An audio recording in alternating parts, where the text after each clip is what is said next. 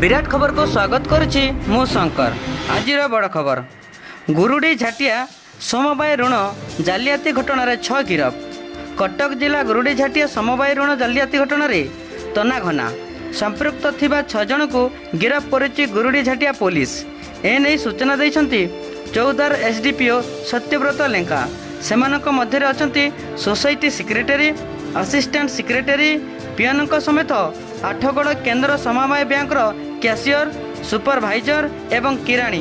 पूर्वर शह शह चाषी नारे समवाय समिति कोटिएरु ऊर्ध्व टंका ऋण करी से विभाग किछि कर्मचारी हड़प करिथिबा खबर लोकलोचन को आसिबा परे राज्यर हईचई सृष्टि होइतिला। सेतेबेले न्याय दाबी चाषी माने समवाय बैंक सम्मुख में आंदोलन करने सहित विधानसभा आगे आत्महत्या उद्यम करथिले, जहा फलरे एही घटना को नहीं गुरुडी झाटिया थाना रे डेपुटी रजिस्ट्री एतला रुजु करथिले। 148/20 एतला को भित्ति करी पुलिस तदंत चलैतिला। तदंतरे घोटाले किछि स्टाफ संपृक्त थिबा प्रमाण मिलिबा परे आज सेमानंकु गिरफ करा जायछि।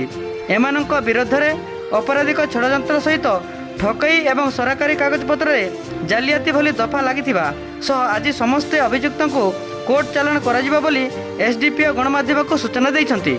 कटकरू गोविंद चरण दास को रिपोर्ट, न्यूज विराट खबर।